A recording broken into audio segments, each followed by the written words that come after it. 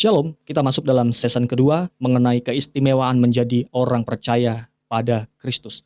Bagian yang pertama kita sudah belajar bahwa setiap orang-orang yang sudah percaya kepada Kristus memiliki keistimewaan, yaitu mereka dipilih dan dibawa untuk masuk dalam rancangannya untuk hidup kudus.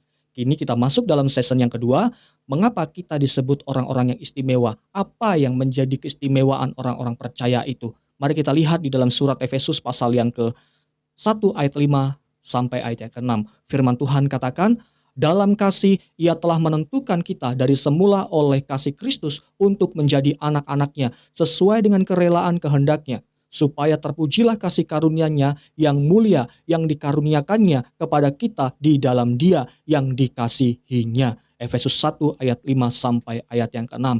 Jelas bahwa di dalam firman Tuhan yang sudah kita baca bersama-sama, status yang diterima oleh orang-orang yang percaya kepada Kristus adalah orang-orang yang disebut sebagai anak-anak Allah. Kita disebut sebagai anak-anak Allah oleh karena kita dikasihi oleh Allah. Oleh karena kita sudah tinggal di dalam Yesus Kristus sebagai Tuhan dan Juru Selamat hidup kita.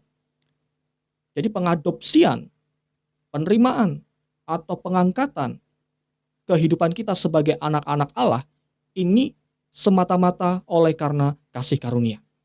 Jadi ketika kita menjadi anak Allah, itu berarti kita secara legal, resmi menjadi keluarga dalam kerajaan Allah. Kita lahir menjadi keluarga Allah. Oleh karena siapa? Oleh karena Kristus.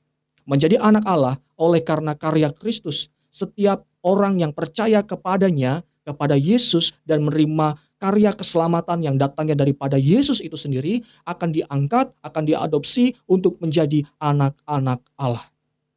Jadi anak-anak Allah adalah satu status yang diberikan bagi orang-orang yang percaya kepada Yesus sebagai Tuhan dan Juru Selamat.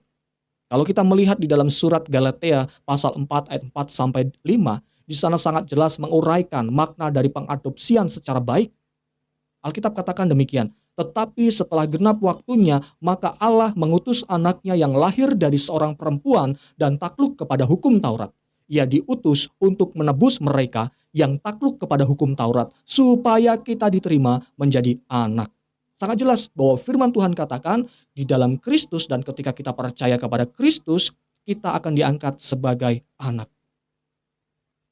Oleh karena karya Kristus yang telah menaklukkan segala sesuatu, yang telah menaklukkan hukum Taurat, karyanya ini membawa berkat, dan berkat ini dinikmati oleh setiap orang yang percaya kepadanya. Dan setiap orang yang percaya kepadanya menerima status sebagai anak-anak Allah. Sangat jelas perbedaan antara anak Allah yang dimiliki oleh orang-orang percaya dan gelar anak Allah yang dimiliki oleh Yesus. Saya sudah membahas konten ini dalam konten-konten yang lalu. Boleh pemirsa mencarinya. Kita masuk lagi di dalam hal ini. Jadi pengangkatan kita sebagai anak Allah itu semata-mata oleh karena kasih karunia. Oleh karena ketaatan Kristus melakukan hukum Taurat. Ia menaklukkan hukum Taurat bagi kita supaya kita diterima menjadi anak.